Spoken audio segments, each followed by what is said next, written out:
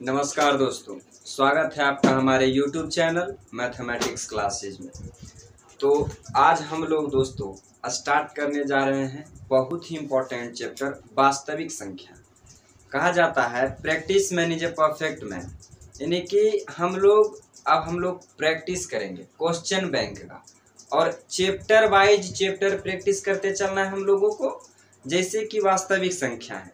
आज के क्लास में, आज के लेक्चर में हम वास्तविक संख्या के बारे में जितनी भी बातें हैं सभी आपको बता देंगे और वास्तविक संख्या पर जितने भी क्वेश्चन बैंक के प्रीवियस ईयर क्वेश्चन हैं उन सभी को सॉल्व करेंगे, ताकि आप लोगों को आइडिया लग जाए कि एग्जाम में किस तरह से, परीक्षा में किस तरह से क्वेश्चन पूछे जाते हैं। तो देर नहीं करते हुए अब हम लोग स्टार्ट करते हैं वास्तविक संख्या यानी कि रियल नंबर, उसका लेक्चर बैच आप स्टार्ट करेंगे, जो आप लोग ध्यान से देखिएगा, उसे हम लोग स्टार्ट करने जा रहे हैं वास्तविक संख्या। तो चलिए देखते हैं वास्तविक संख्या के बारे में कि वास्तविक संख्या क्या है। वास्तविक संख्या के बारे में समझिए। इसको इंग्लिश में कहा जाता है रियल नंबर।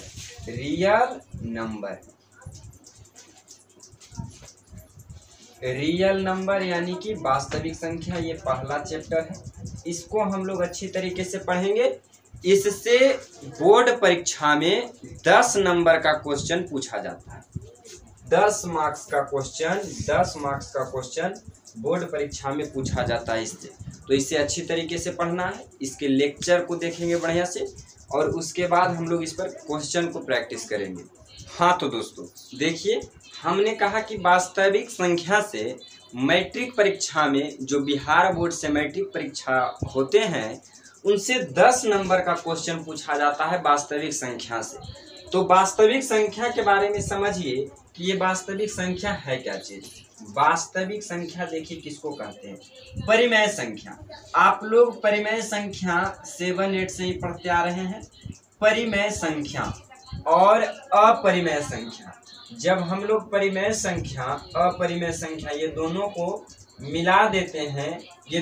मिला देते हैं तो हमें वास्तविक संख्या प्राप्त होता है, रियल नंबर प्राप्त होता है। ऐसे तो वास्तविक संख्या का डेफिनेशन होता है, जब कोई संख्या का, यानी कोई भी संख्या का वर्ग करने पर धनात्मक संख्या ले या ऋणात्मक संख्या ले, उसका वर्ग कोई पूर्ण संख्या प्राप्त हो तो उसे हम लोग वास्तविक संख्या कहते हैं। जैसे कि हम लोग -1 लिए और इसका स्क्वायर करेंगे तो आएगा 1, एक वास्तविक संख्या। 2/4 लिए, इसका स्क्वायर करेंगे तो हो जाएगा 4/8, ये भी वास्तविक संख्या है। ठीक, हमने लिया √3, इसका स्क्वायर करेंगे तो ये 3 आ जाएगा +3। तो ये सभी वास्तविक संख्या है। तो ये तो डेफिनेशन हो गया, लेकिन हमें समझना है कि वास्तविक संख्या किसे कहते हैं। इसे अपनी भाषा में समझिए, डेफिनेशन के हिसाब से नहीं। वास्तविक संख्या यानी कि परिमेय संख्या और अपरिमेय संख्या, परिमेय संख्या और अपरिमेय संख्या के मेल को हम लोग वास्तविक संख्या कहते हैं। परिमेय संख्या और अपरिमेय संख्या के मेल को वास्तविक संख्या कहते हैं। यानी कि जब हम लोग परिमेय संख्या को पहचान जाएंगे और अपरिमेय संख्या को पहचान जाएंगे तो हम लोग वास्तविक संख्या को भी पहचान जाएंगे।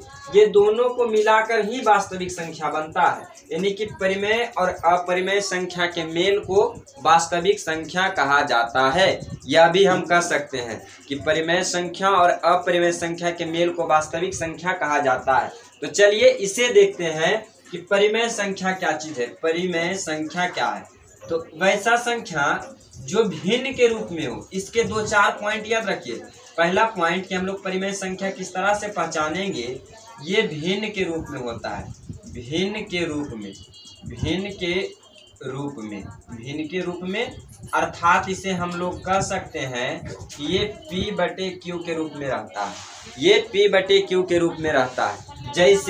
जैसे में देखिए 2/4, 5/4, -1/2। माइनस प्लस से इसे कोई मतलब नहीं है, ये भिन्न के रूप में रहना चाहिए, p/q के रूप में रहना चाहिए, उसे हम लोग परिमेय संख्या कहेंगे। ये हो गया। और ये जो p और q है, p और q दोनों पूर्णांक होना चाहिए। p और q दोनों पूर्णांक होना चाहिए, इंटीजर होना चाहिए, दोनों पूर्णांक हो। ये पूर्णांक क्या चीज है, जस्ट इसके बाद हम लोग बताएंगे। पैसेंस रखिए, बर्दाश्त कीजिए। इसके जस्ट बाद हम लोग बहुत सारे संख्या के बारे में समझेंगे। बेसिक मेरा है, चैप्टर का नाम है वास्तविक संख्या, इसीलिए हम लोग पहले परिमेय और अपरिमेय को देखते हैं। ये हो गया।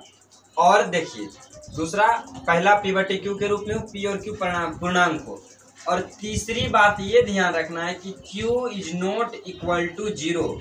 इसका मतलब हो गया कि हर अर्थात इसका मतलब ये हो गया, अर्थात कि जो हर हो, जो परिमेय संख्या का हर होगा, हर यानी कि भिन्न के रूप में रहेगा तो हर और अंश होगा, यानी कि परिमेय संख्या का हर 0 नहीं होना चाहिए, अर्थात हर शून्य नहीं हो।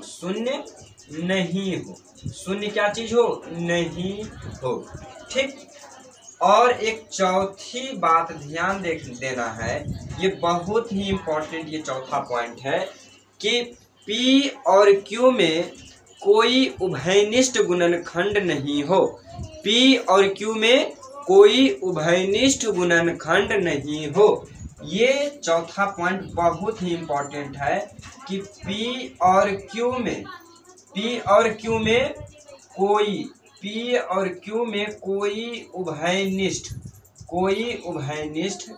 गुणनखंड नहीं हो।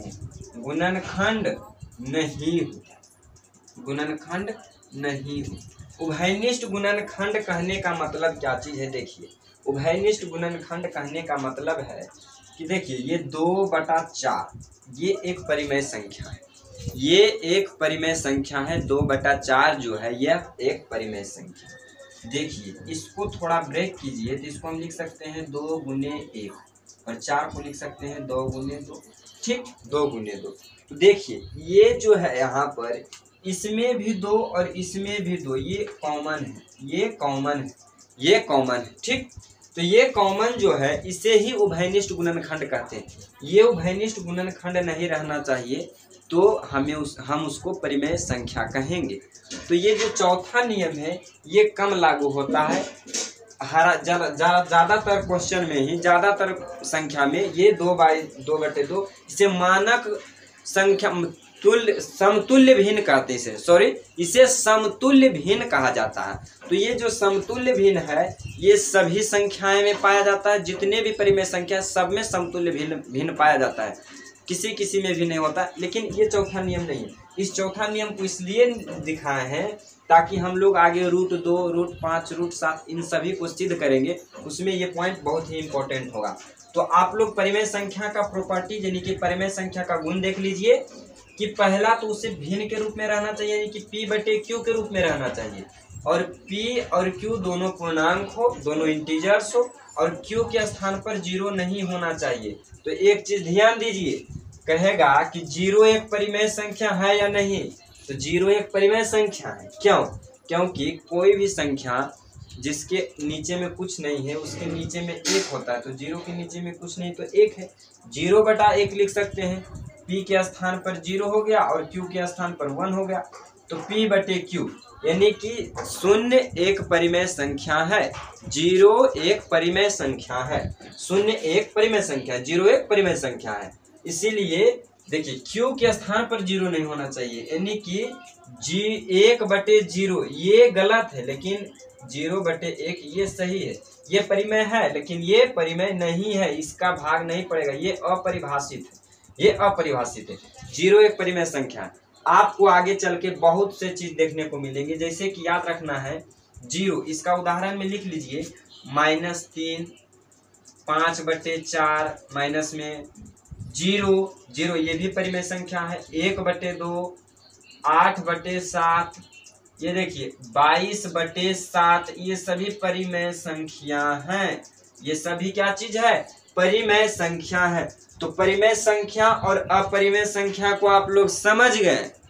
परिमेय संख्या और अपरिमेय संख्या को यदि आप लोग समझ गए तो वास्तविक संख्या समझ गए, क्योंकि वास्तविक संख्या का मतलब ही है परिमेय संख्या और अपरिमेय संख्या के मेल को।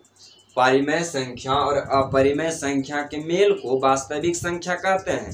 तो हम परिमेय संख्या के बारे में भी जान गए और अपरिमेय के बारे में भी जान जाएंगे तो वह वास्तविक संख्या हो जाएगा। वो दोनों के बारे में जानेंगे मतलब हम लोग वास्तविक संख्या पढ़ लिए, यानी कि वास्तविक संख्या के बारे में ही हम लोगों को पढ़ना है। तो ये पहला लेक्चर बैच है, इससे बहुत सारे छोटे छोटे पॉइंट क्लियर होंगे, तो आप लोग उससे जरूर देखिएगा। तो ये हो गए बेसिक पॉइंट, याद रखना है। 0 एक परिमेय संख्या है, 0 एक रेशनल नंबर है, रेशनल नंबर परिमेय संख्या। अब हम लोग थोड़ा अपरिमेय संख्या की ओर चलते हैं। ये ध्यान देना ये सभी पॉइंट को, इसे अब हम लोग क्लीन कर देते हैं। ये तो उधर ही समझा रहे थे, अब अपरिमेय संख्या को समझना है। अपरिमेय संख्या, अपरिमेय संख्या में हम लोग कह सकते हैं कि जिसका पूरा पूरा वर्गमूल या घनमूल नहीं निकले, जिसका पूरा पूरा वर्गमूल या घनमूल नहीं निकले तो उसे हम लोग अपरिमेय संख्या कहेंगे। इसको लिखिए कि जिसका पूरा पूरा वर्गमूल या घनमूल नहीं निकले, जिसका पूरा पूरा वर्गमूल या घनमूल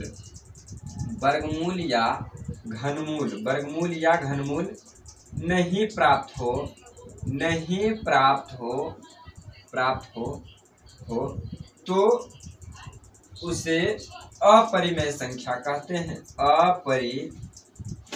अपरिमेय संख्या कहते हैं। ये हो गया इसका परिभाषा कि अपरिमेय संख्या किसे कहते हैं, जिसका पूरा पूरा वर्गमूल और घनमूल नहीं निकलेगा उसे हम लोग अपरिमेय संख्या कहते हैं। तो कुछ अपरिमेय संख्या का उदाहरण दे देते हैं, उसे आप लोग पहचान जाइएगा कि अपरिमेय संख्या किसे कहते हैं। आई होप कि वास्तविक संख्या के बारे में तो आप लोग अच्छी तरीके से समझ गए होंगे।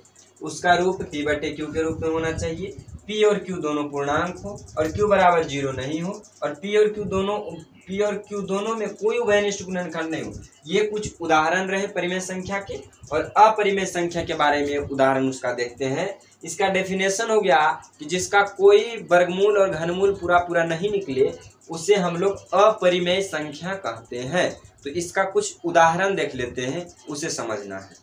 तो इसका कुछ उदाहरण देख सकते हैं आप लोग। उदाहरण में देखिए, इसका कुछ हम लोग उदाहरण ले लेते हैं इसका कुछ। जैसे कि देखिए √5 ये वर्गमूल है, ये वर्गमूल जो कि पूरा पूरा नहीं निकलेगा, इसका पूरा पूरा वर्गमूल नहीं प्राप्त होगा, अर्थात ये जो √5 है यह अपरिमेय संख्या है। ये √2, √3, √7 ये सभी अपरिमेय संख्या है। डायरेक्ट आप लोगों को ऑब्जेक्टिव क्वेश्चन में दिया जाएगा कि कौन परिमेय है और कौन अपरिमेय है। डायरेक्ट 1 नंबर के क्वेश्चन में पूछेंगे। देखिए करनी √6 यानी कि घनमूल है ये, या इसका पूरा पूरा घनमूल नहीं निकलेगा, इसका पूरा पूरा 6 नहीं 26, इसका पूरा पूरा घनमूल नहीं निकलेगा, अर्थात यह भी अपरिमेय संख्या है। और कुछ अपरिमेय संख्या देखिए, जैसे कि 2.10, उसके बाद 100, 100, इस तरह से यदि रिपीटेशन होता है, रिपीट होता है तो यह भी अपरिमेय संख्या है। या फिर देखिए 1.19, 199, 199, 1,999, 1,999, 149, 4 9 ... मतलब ये सभी अपरिमेय संख्या है। ठीक, ये सभी अपरिमेय संख्या है। एक चीज है पाई के बारे में आप लोग ध्यान दीजिए। इसको हम लोग पाई बोलते हैं। तो ये जो पाई है, ये पाई अपरिमेय संख्या है दोस्तों।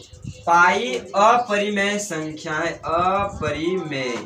अपरिमेय संख्या है, अपरिमेय संख्या है, ये पाई जो है अपरिमेय संख्या है। लेकिन पाई का मान होता है 22/7, पाई का मान होता है 22/7। तो इसका जो मान 22/7 है ये परिमेय है, ये परिमेय है, ये परिमेय है, ये परिमेय संख्या है दोस्तों। इन सभी बातों को ध्यान देना है, छोटी छोटी बात को ध्यान देना है कि पाई जो है, पाई अपरिमेय संख्या है लेकिन यही पाई का मान 22/7 ये परिमेय है। तो इन सभी बातों को ध्यान देना है, ये सब ऑब्जेक्टिव क्वेश्चन में पूछे जाते हैं। तो वास्तविक संख्या कहने का मतलब हो गया, वास्तविक संख्या परिमेय संख्या और अपरिमेय संख्या के मेल को वास्तविक संख्या कहा जाता है। परिमेय संख्या और अपरिमेय संख्या के मेल को वास्तविक संख्या कहा जाता है, ठीक। और वास्तविक संख्या क्या हो गया कि परिमेय संख्या क्या हो गया कि इसका 4 पॉइंट है, भिन्न के रूप में हो अर्थात p/q के रूप में रहना चाहिए परिमेय संख्या। p और q दोनों पूर्णांक हो, q के जगह पर 0 नहीं हो, यानी कि नीचे हर में 0 नहीं होना चाहिए, और p और q में कोई उभयनिष्ठ गुणनखंड नहीं हो। लेकिन देखिए 0 जो है, 0 एक परिमेय संख्या है। देखिए 0 है, 0 को शून्य बोला जाता है हिंदी में। 0 जो है यह एक परिमेय संख्या है, यह एक परिमेय संख्या। इन सभी बातों को याद रखना है बढ़िया से कि 0 एक परिमेय संख्या है। क्यों? क्योंकि 0 के नीचे में कुछ नहीं तो 1 है, 0 के नीचे में कुछ नहीं तो 1 है, यानी कि p/q, q के स्थान पर 1 है, 0 नहीं। तो ये सभी हो गए परिमेय संख्या के बाद। और ये घनमूल में अपरिमेय में देखिए जिसका पूरा वर्गमूल या घनमूल नहीं प्राप्त हो उसे हम लोग अपरिमेय संख्या कहते हैं। उदाहरण देखिए √5, √2, √3, √7, ये सभी √11 करनी √26, √27, इन सभी का घनमूल पूरा नहीं प्राप्त होता, तो ये सभी अपरिमेय। और ये देखिए डेसिमल में जब रहेगा, दशमलव में जब रहेगा तो 2.10, 100, 100, ये सभी हो गए अपरिमेय संख्या, यानी कि एक ही चीज का रिपीटेशन हो रहा, ये सभी अपरिमेय है। 1 पर 1, 1 9, 1 डबल 9, 1 ट्रिपल 9, 1 पर 4 9, मतलब ये सभी क्या चीज है? अपरिमेय संख्या है। तो वास्तविक संख्या के बारे में आप लोग समझ चुके हैं कि परिमेय संख्या और अपरिमेय संख्या ये दोनों चीज को पढ़ लिए हैं, उसे ही वास्तविक संख्या कहता है। अब आगे हम लोग कुछ थोड़े बहुत और से संख्या हैं, उनके बारे में हम लोग उसका डेफिनेशन देख लेते हैं। प्राकृत संख्या किसे कहते हैं, पूर्ण संख्या किसे कहते हैं, भाज्य संख्या, अभाज्य संख्या, ऋण संख्या, यौगिक संख्या, इन सभी संख्या के बारे में जान लेते हैं। क्यों? क्योंकि इनसे छोटा ऑब्जेक्टिव क्वेश्चन, सम संख्या, विषम संख्या, इन सभी से छोटा ऑब्जेक्टिव क्वेश्चन पूछा जाता है। तो आई होप कि ये जो वास्तविक संख्या था यानी कि परिमेय और अपरिमेय, ये आप लोग समझ चुके होंगे। इसका नोट्स बनाते हुए चलिए आप लोग स्क्रीनशॉट ले लीजिए, हम थोड़ा साइड हो जाते हैं। तो चलिए अब हम लोग आगे संख्या के बारे में पढ़ते हैं और आगे संख्या के बारे में जानते हैं कि प्राकृत संख्या किसे कहते हैं, नेचुरल नंबर। क्यों? क्योंकि जो डेफिनेशन है उससे भी बहुत सारे क्वेश्चन पूछे जाते हैं, ऑब्जेक्टिव क्वेश्चन, तो डेफिनेशन भी क्लियर होना बहुत जरूरी है। तो हम लोग उसके बारे में पढ़ते हैं कि प्राकृत संख्या क्या है, पूर्ण संख्या, परिपूर्ण संख्या, बहुत सारे संख्या के बारे में भी हम जानेंगे। तो चलिए दोस्तों आगे हम लोग देखते हैं संख्या के बारे में। हमने वास्तविक संख्या में पढ़ लिया परिमेय और अपरिमेय को, आगे और कुछ संख्या को देखते हैं। जैसे कि पहला संख्या के बारे में हम लोग जानते हैं प्राकृत संख्या, मतलब कि नेचुरल नंबर, यानी कि प्राकृत संख्या किसे कहते हैं, प्राकृत संख्या, प्राकृत संख्या, इसको इंग्लिश में नेचुरल नंबर कहा जाता है, NATURAL, natural number, natural number यानी कि प्राकृत संख्या। तो देखिए इसका डेफिनेशन तो आप लोग जानते ही होंगे बचपन में कि गिनती वाली संख्या को प्राकृत संख्या कहते हैं। तो बताइए आप लोग कि गिनती कहाँ से स्टार्ट करते हैं, गिनती 1 से गिना जाता है, 1 2 3 4 5, यानी कि ये सभी संख्या जो है ये सभी प्राकृत संख्या है, ये सभी नेचुरल नंबर है। आप लोग डेफिनेशन लिखना चाहते हैं तो इसका डेफिनेशन लिख लीजिए कि गिनती वाली संख्या को प्राकृत संख्या कहते हैं। जैसे में देख लीजिए यहाँ पर नेचुरल नंबर का सेट एक थोड़ा तैयार करते हैं, 1 2 3 4 5 ये सारी संख्याएं और सारी संख्याएं होंगी। ये सभी संख्याएं प्राकृत संख्या है, मतलब कि गिनती वाली संख्या को नेचुरल नंबर कहेंगे, प्राकृत संख्या कहेंगे। अब हम लोग आगे पूर्ण संख्या के बारे में समझते हैं कि पूर्ण संख्या किसे कहते हैं। पूर्ण संख्या को इंग्लिश में होल नंबर कहा जाता है। पूर्ण मतलब है कि पूर्ण यानी कि पूरा, पूर्ण संख्या किसे कहते हैं? Whole number, WHOLE, whole, NUMBER number, whole number किसे कहते हैं? पूर्ण संख्या किसे कहते हैं? तो देखिए, प्राकृत संख्या किसे कहते हैं? गिनती वाली संख्या को प्राकृत संख्या कहते हैं, मतलब कि 1 2 3 4 5 ये सभी को हम लोग क्या कहेंगे? प्राकृत संख्या कहेंगे। गिनती वाली संख्या को प्राकृत संख्या। अब हम लोग देखते हैं कि पूर्ण संख्या किसे कहते हैं, होल नंबर किसे कहते हैं? जो संख्या 0 से स्टार्ट हो, मतलब कि हम लोग कह सकते हैं कि प्राकृत संख्या के जो परिवार है 1 2 3 4 5 आदि बहुत सारे, उसमें यदि हम लोग 0 को शामिल कर लें, तो पूर्ण संख्या का परिवार बनेगा, पूर्ण संख्या प्राप्त होगा। मतलब कि इसका डेफिनेशन आप लोग लिख लीजिए कि प्राकृत संख्या के परिवार में 0 को शामिल करने पर पूर्ण संख्या का परिवार मिलता है। इसे होल नंबर यानी कि W से दर्शाया जाता है, W से डिनोट करते हैं, ठीक, W से। तो W बराबर लिख सकते हैं 0 1 2 3 4 5 ... ये सभी पूर्ण संख्याएं हैं। यानी कि 0 से स्टार्ट होने वाली संख्याएं, 0 से शुरू होने वाली संख्याएं, उसे हम लोग पूर्ण संख्या कहेंगे। और जो संख्या 1 से शुरू होगी, यानी कि जहां से हम लोग गिनती गिनेंगे, उसे हम लोग प्राकृत संख्या कहते हैं। तो प्राकृत संख्या, गिनती वाली संख्या, पूर्ण संख्या जो 0 से स्टार्ट होगी, 0 से शुरू होगी, उसे हम लोग पूर्ण संख्या कहते हैं। अब एक आता है, तीसरा है पूर्णांक। अभी हमने उसको अंडरलाइन किया था कि जहाँ P/Q यानी कि परिमेय संख्या पढ़ा रहे थे, वहाँ कहते हैं कि P/Q यानी कि P और Q क्या होना चाहिए? पूर्णांक होना चाहिए। यानी कि P और Q क्या होना चाहिए? पूर्णांक। ये चीज हमने लिखा था, पूर्णांक। तो पूर्णांक भी एक तरह का संख्या है, इंटीजर उसको बोलते हैं। यानी कि पूर्णांक संख्या को देखिए, पूर्णांक देखिए किसको कहते हैं? पूर्णांक। इसको इंटीजर बोला जाता है, इंटीजर, INTEGER, इंटीजर्स या इंटीजर, ठीक। तो देखिए, जो इंटीजर है इसमें प्लस वाला भी संख्या होगा, माइनस वाला भी संख्या होगा। प्लस वाले भी संख्या होंगे और माइनस वाले भी संख्या होंगे। प्लस वाले संख्या और माइनस वाले संख्या, यानी कि धनात्मक संख्या और ऋणात्मक संख्या। इसमें देखिए, धनात्मक संख्या भी पाए जाएंगे, धनात्मक, ऋणात्मक, यानी कि माइनस वाले भी संख्या होंगे, ऋणात्मक तथा शून्य, यानी कि धनात्मक, ऋणात्मक तथा शून्य वाले संख्या को पूर्णांक कहते हैं, पूर्णांक कहते हैं। यानी कि जो प्लस वाले संख्या है और माइनस वाले संख्या है और 0 है, उसे हम लोग पूर्णांक कहते हैं। पूर्णांक को देखिए I से नहीं बल्कि Z से दर्शाया जाता है, Z से।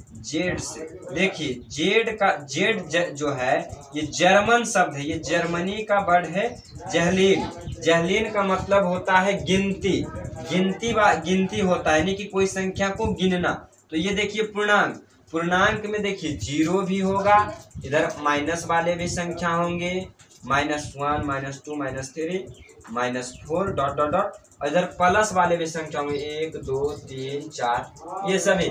मतलब कि ऋणात्मक संख्या, धनात्मक संख्या, माइनस वाला संख्या और प्लस वाला संख्या, और जीरो भी, जीरो को भी इंक्लूड करना है, यानी कि धनात्मक संख्या, ऋणात्मक संख्या और जीरो, ये सभी को हम लोग पूर्णांक कहते हैं। यानी कि यहाँ पर कोई भी p/q हमने लिखा था ना पूर्णांक, तो माइनस में भी हो सकता है और प्लस में भी हो सकता है, जीरो भी हो सकता है। यह वही हमने लिखा था कि p और q पूर्णांक हो। तो इस बात को ध्यान देना है कि p और q पूर्णांक हो, p और q क्या हो, इंटीजर हो, यानी कि उसे हम लोग z से दर्शाते हैं, यानी कि माइनस वाला भी संख्या और प्लस वाला भी संख्या हो। यहाँ पर देखिए फिर से वन शॉट करवा देते हैं इसको कि प्राकृत संख्या, गिनती वाली संख्या, इसका डेफिनेशन लिखना है गिनती वाली संख्या, गिनती वाली संख्या प्राकृत संख्या। पूर्णांक किसको, पूर्ण संख्या किसको कहेंगे, जीरो से स्टार्ट होने वाले, यानी कि शून्य से जो स्टार्ट होगी, शून्य से स्टार्ट, जो शून्य से स्टार्ट होगी, START स्टार्ट होगी, उसे हम लोग कहेंगे पूर्ण संख्या।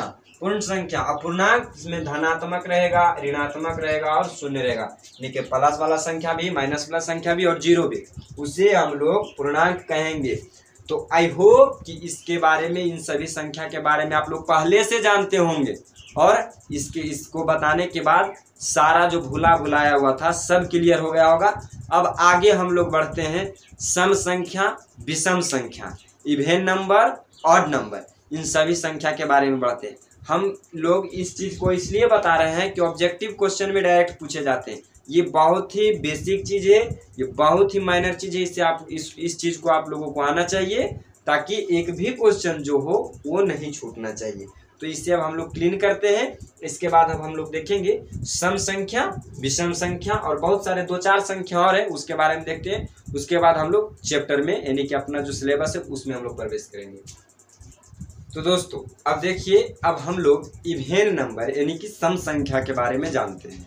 सम संख्या आप लोग तो जानते होंगे सम संख्या के बारे में कि वैसा संख्या जो 2 से पूरा भाग पड़ जाए, 2 से पूरा कट जाए, 2 से पूरा विभाज्य हो जाए, उसे हम लोग सम संख्या कहते हैं। ये बहुत ही बच्चे में आप लोग इस डेफिनेशन को याद किए होंगे कि जो संख्या 2 से पूरी विभाजित हो जाए, पूरा कट जाए, उसको हम लोग सम संख्या कहते हैं। जैसे 2, 4, 6, 8, 10, 12 ये सभी 2 से। लेकिन अब हम लोग 10th में चल गए हैं, तो इसका डेफिनेशन 10th के अनुसार होना चाहिए।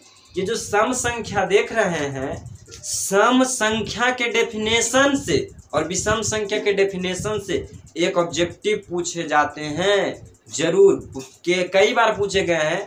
जब हम लोग क्वेश्चन को करेंगे, मतलब कि क्वेश्चन बैंक को सोल्व करेंगे, उसमें देखिएगा जरूर से जरूर रहेगा ये सभी पॉइंट।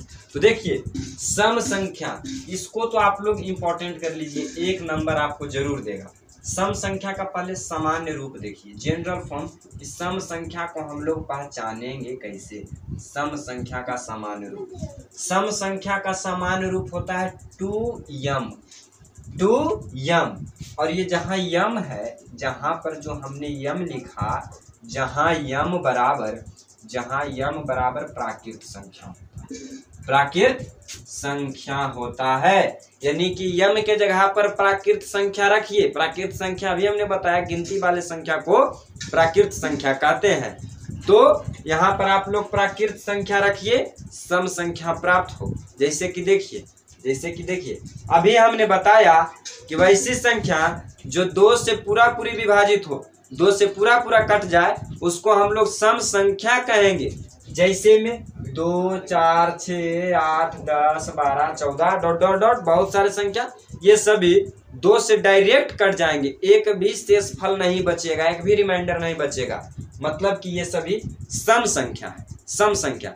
लेकिन इस तरह से नहीं रटना है, इस तरह से बच्चा में रटा जाता है सम संख्या जो 2 से पूरा भाग लग जाए, विषम संख्या जो 2 से पूरा नहीं कटे उसको विषम संख्या।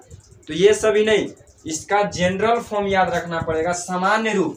कई बार एग्जाम में पूछ चुका है कि इनमें से कौन सम संख्या का समान रूप है या सम संख्या है, तो 2m ऑप्शन में दिया हुआ रहेगा, या 2p रहेगा, या 2q रहेगा, इस तरह से रहता है, ज्यादातर 2m रहता है। तो ये समान रूप है। देखिए सम संख्या प्राप्त होता है कि नहीं, इधर m का मान रखते हैं और इधर देखिए सम संख्या प्राप्त हो गई, इधर सम संख्या प्राप्त होगा। ठीक, m इधर यहाँ पर सामान्य रूप है, सामान्य रूप। इसको देखिए हल करते थोड़ा, इधर सामान्य रूप है, यम के जगह पर हम एक लिखें, एक प्राकृत संख्या है या नहीं? एक प्राकृत संख्या, एक गिनती वाली संख्या, एक प्राकृत संख्या है। तो देखिए यहाँ पर हमने एक लिया, सामान्य रूप इसका क्या है? सामान्य रूप है 2m, यानी कि हल करेंगे तो 2 गुने 1 बराबर में कितना आएगा? 2। देखिए 2 सम संख्या प्राप्त हुआ। चलिए अब यहाँ पर 2 लेते हैं। 2 एक प्राकृत संख्या है, 2 एक नेचुरल नंबर है। अभी हमने बताया है कि गिनती वाली संख्या को प्राकृत संख्या कहा जाता है। तो देखिए क्या है इसका सामान्य रूप? सामान्य रूप है 2m, सामान्य रूप 2m। ये सभी तो सम संख्या का सामान्य रूप है, इसमें मान रखते जाएंगे और हमें सम संख्या प्राप्त होती जाएगी। यहाँ पर 2 और गुने 2, m के स्थान पर 2 रखें तो 2 दूनी 4। तो देखिए ये 2 सम संख्या, 4 सम संख्या हो रहा प्राप्त कि नहीं? यहाँ पर 3 रखिए इस फॉर्मूला पर, तो ये हो जाएगा 2m। इसका सामान्य रूप क्या है? 2m है। तो रखिए 2 इंटू 3 यानी कि 3 दूनी 6, 3 दूनी 6। ये देखिए 6 क्या चीज है? प्राकृत संख्या, सम संख्या है, सम संख्या। यहाँ पर m के स्थान पर 4 लेते हैं, m के स्थान पर 4। तो देखिए 2m इसका सामान्य रूप हो गया, 2m इसका सामान्य रूप ये हो जाएगा 2 इंटू m के स्थान पर क्या रखना? 4, तो 4 दूनी 8। देखिए ये सभी प्राप्त हो रहे हैं कि नहीं? इस पर हम लोग मान रखते जा रहे हैं, सम संख्या प्राप्त होते जा रहा है। अर्थात सम संख्या का सामान्य रूप 2m होता है, सम संख्या का सामान्य रूप 2m होता है। इसको आप लोग नोट कर लीजिएगा इस बात को। उसके बाद हम लोग विषम संख्या की ओर चलते हैं। आप लोग इसे लिखना चाहते हैं तो स्क्रीनशॉट ले सकते हैं। अब हम लोग विषम संख्या की ओर चलेंगे। देखिए दोस्तों, अब हम लोग विषम संख्या के बारे में बताते हैं कि विषम संख्या क्या है। तो विषम संख्या का डेफिनेशन तो उसी तरह से होगा कि वैसी संख्या जो 2 से पूरा विभाज्य नहीं हो उसे विषम संख्या कहते हैं। लेकिन उस तरह से हमें याद नहीं रखना है, उससे काम नहीं चलेगा। इसका सामान्य रूप याद रखिए। इसका सामान्य रूप किस तरह से होता है? इसका सामान्य रूप, इसका देखिए सामान्य रूप होता है 2m-1। इसका सामान्य रूप होता है 2m-1। इसका सामान्य रूप होता है 2m-1 विषम संख्या का। और जहाँ m क्या चीज है? m बराबर m प्राकृत संख्या का काम करेगा। तो फिर इस बार भी चेक करके देखते हैं कि इधर m का मान रखते हैं और इधर सामान्य रूप रखेंगे, इधर सामान्य रूप रखते हैं इसका, और इधर हमको क्या प्राप्त हो जाएगा? विषम संख्या प्राप्त होगा, विषम संख्या। तो देखिए अब हम लोग रखते हैं m बराबर 1 रखते हैं और सामान्य रूप इसका क्या चीज है? इसका सामान्य रूप है 2m-1, यही इसका सामान्य रूप है। तो रखिए इसमें 2 तो रहेगा ही, m के स्थान पर हम लोग 1 रखेंगे और -1। इसको हल कीजिए तो 2 गुने 1 2 और -1, तो 2 में से 1 जाएगा तो कितना मिलेगा? 1। एक विषम संख्या, एक विषम संख्या, ये 2 से नहीं कटेगा, 2 से विभाजित नहीं होगा, तो एक विषम संख्या है। अब चलिए दूसरा हम लोग देखते हैं। m के जगह पर 2 लिखते हैं। 2 कोई प्राकृत संख्या है, प्राकृत संख्या m के जगह पर प्राकृत संख्या लेना। ये हो जाएगा 2m-1, 2m-1, इसको घेर देंगे। अब देखिए 2 गुने m के जगह पर क्या लेना है? 2 और -1 करना है। 2 दूनी 4 हो जाएगा, -1, तो 4 में से 1 जाएगा तो 3। देखिए 1 3 2 से कटेगा नहीं, तो यह भी एक विषम संख्या है। चलिए m के स्थान पर अब हम लोग 3 लेते हैं, तो इसका सामान्य रूप क्या हो जाएगा? 2m-1, 2m-1। देखिए तो इसको करेंगे तो 2 गुने 3 और -1, तो 3 दूनी 6 -1, तो 6 में से 1 जाएगा तो 5। देखिए ये सभी विषम संख्या है, मतलब कि समान रूप को याद रखेंगे, विषम संख्या सब प्राप्त होते जाएगा। तो ऑब्जेक्टिव क्वेश्चन में कई बार पूछा जा चुका है, इसका सामान्य रूप बताइए। इसका सामान्य रूप क्या है? 2m-1, यह एक विषम संख्या, विषम संख्या का सामान्य रूप है। ये विषम संख्या का सामान्य रूप है, विषम संख्या का सामान्य रूप। और सम संख्या का सामान्य रूप होता है 2m, ओनली 2m, ये सम संख्या का सामान्य रूप है। तो इन सभी बातों को याद रखना है। यदि आप लोग एक एक क्वेश्चन को टच करना चाहते हैं, एक एक क्वेश्चन को सही बनाना चाहते हैं, तो ये लेक्चर आपको, ये सभी डेफिनेशन, ये सभी परिभाषा आप लोगों को याद होना चाहिए। अब हम लोग आगे की ओर बढ़ेंगे, अभाज्य संख्या को देखेंगे कि अभाज्य संख्या क्या होता है, या उसी को हम लोग रूढ़ संख्या कहते हैं। इसे आप लोग स्क्रीनशॉट लेना चाहेंगे तो ले सकते हैं। तो छठा देखिए, अभाज्य संख्या किसे कहते हैं। इसका दूसरा नाम रूढ़ संख्या है। अभाज्य संख्या यानी कि रूढ़ संख्या। तो इसका परिभाषा हो जाता है, परिभाषा आप लोग लिखना चाहेंगे तो लिख लीजिएगा। हम बोलते हैं एक से बड़ी वे प्राकृत संख्या, एक से बड़ी वे प्राकृत संख्या, एक से बड़ी वे प्राकृत संख्या जो एक तथा अपने आप को छोड़कर किसी और से विभाजित नहीं हो, तो उसे हम लोग अभाज्य संख्या या रूढ़ संख्या कहते हैं। इसका डेफिनेशन फिर से एक बार बोल देते हैं, आप लोग लिख लीजिएगा कि एक से बड़ी वे प्राकृत संख्या जो एक तथा अपने आप को छोड़कर किसी और से विभाजित नहीं हो, तो उसे हम लोग अभाज्य संख्या कहते हैं। एक से बड़ा होना चाहिए। तो देखिए एक से बड़ा हो जाता है 2। अब 2 को देखिए, ये एक से विभाजित होता है तो होता है। एक से कोई भी संख्या ऐसा नहीं है जो एक से विभाजित होगा, सभी संख्या एक से विभाजित होता है, सब में एक से भाग लग जाएगा। और अपने आप से विभाजित होता है, हाँ, तो कोई भी संख्या अपने आप से विभाजित होगा। तो एक से विभाजित होता है अपने आप से, 2 एक से विभाजित होता है अपने आप से विभाजित होता है। चलिए अब 3 को देखिए, 3 एक से विभाजित होगा तो हाँ होगा, और 3 अपने आप से भी विभाजित होगा। चलिए ये भी कहना ठीक है आपको। अब देखिए कि 4 को लीजिए, 4 एक से विभाजित होता है तो होता है, अपने आप से होता है, लेकिन 4 2 से भी विभाजित हो रहा है तो नहीं, यह अभाज्य संख्या नहीं होगा, 4 अभाज्य संख्या नहीं होगा। 5 की ओर चलते हैं, 5 तो 5 एक से भी विभाजित होता है और अपने आप से भी विभाजित होता है, तो ये 5 हो जाएगा अभाज्य संख्या। 6 2 से भी हो जाता है, 3 से भी हो जाता है, 6 नहीं होगा। 7 तो 7 भी होता है, 7 होता है। 8 नहीं होगा, 9 नहीं होगा, 10 नहीं होगा, ये सभी आप एक दूसरे से करते हैं। 11 होता है। चलिए तो इस तरह से देखिए ये सभी अपरिमेय संख्या होते हैं, तो अभाज्य संख्या होते हैं, यानी कि रूढ़ संख्या होते हैं। तो इसका ये जो परिभाषा आपने लिखा, इसके आधार पर आप सोच के बता सकते हैं, नहीं तो आप क्वेश्चन को देखते के साथ किस तरह से बताएंगे कि ये अभाज्य संख्या है या फिर नहीं है। तो देखिए क्वेश्चन को देखने के बाद किस तरह से हम लोग बताएंगे कि अभाज्य संख्या है या फिर नहीं है। तो देखिए यदि कोई संख्या का गुणनखंड, कोई 2 का गुणनखंड कीजिए, लगाइए 2 से, तो 2 एकम 2, इसका गुणनखंड कितना आया? 2 का गुणनखंड जब हम किए तो 2 का गुणनखंड आ गया 2 ठो, एक ठो आया है 2 आया है और एक ठो आया है 1 आया है। ठीक इसी प्रकार से अब हम लोग 5 को गुणनखंड करते हैं, तो 5 से लगाएंगे, 5 एकम 5 और एक ठो 1, यानी कि 5 और 1, 5 और 1। तो इसका दूसरा परिभाषा हो जाए कि कि वैसी संख्या जिसका गुणनखंड, इसका दूसरा परिभाषा हो जाएगा, सेकेंड डेफिनेशन, कि वैसी संख्या जिसका गुणनखंड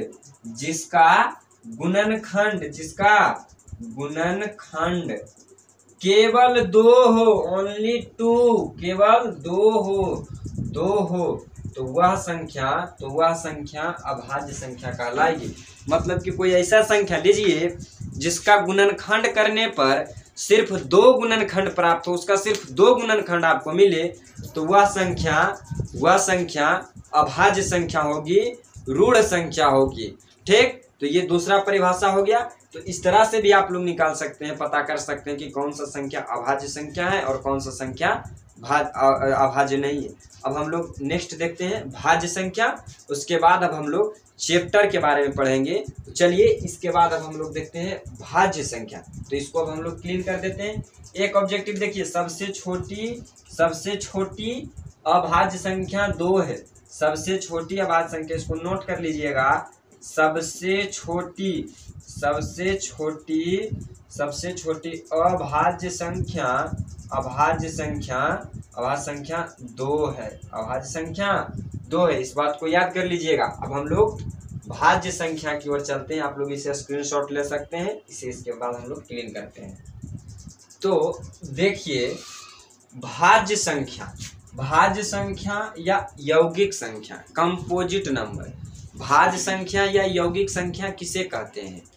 तो भाज्य संख्या का परिभाषा इसका उल्टा हो जाएगा, अभाज्य का उल्टा भाज्य, यानी कि एक से बड़ी वे प्राकृत संख्या जो एक तथा अपने आप को छोड़कर सभी से विभाजित हो जाए, उसे हम लोग भाज्य संख्या कहेंगे। या दूसरा इसका डेफिनेशन देखिए, इसका डेफिनेशन एक से बड़ी 2 हो जाएगा, और अपने आप से कटे, अपने आप से छोड़ के और किसी और से भी कटे, तो देखिए 2 एक से कटता है और अपने आप से कटता है, 2 नहीं होगा। 3 एक से कटता है और अपने आप से कटता है, यानी खुद 3 से कटता है, तो 3 भी नहीं होगा। अपने आप से कटे और किसी और से भी कटना चाहिए, तो 4 देखिए, एक से कटता है, अपने आप से कटता है, 2 से कटता है, तो 4 हो जाएगा इसका अभाज्य। ठीक, 4 के बाद हो गया 5 नहीं होगा, 6, 7 नहीं होगा, 8 है, उसके बाद 9, 10, 12, 16, 12 के बाद 13, 14 हो जाएगा, ये सभी। तो इसका देखिए गुणनखंड कीजिए, तो 4 का गुणनखंड, तो 4 का गुणनखंड करेंगे तो 2 दूनी 4, फिर 2 एकम 2, इसका गुणनखंड 3 आया है। तो मतलब कि इसका परिभाषा में आप लोग याद रखिएगा, अभाज्य संख्या में कि सेकंड परिभाषा कि कोई वैसी संख्या जिसका गुणनखंड फैक्टराइजेशन कम से कम 3 हो, ज्यादा से ज्यादा जितना गुणनखंड हो सकता है, लेकिन कम से कम कोई भी संख्या का गुणनखंड कम से कम 3 हो, तो वह संख्या भाज्य संख्या कहलाएगी। तो जितने भी संख्या थे, वास्तविक संख्या हो गए, परिमेय अपरिमेय को ही वास्तविक कहा जाता है, प्राकृत संख्या, पूर्ण संख्या, सम संख्या, विषम संख्या, भाज्य संख्या, अभाज्य संख्या, इन सभी के बारे में हमने आज क्लियर कर दिया, डेफिनेशन को क्लियर कर दिया। तो ये फर्स्ट लेक्चर था दोस्तों, रियल नंबर का, वास्तविक संख्या का। तो आज इस लेक्चर में इतना ही रहने देते हैं।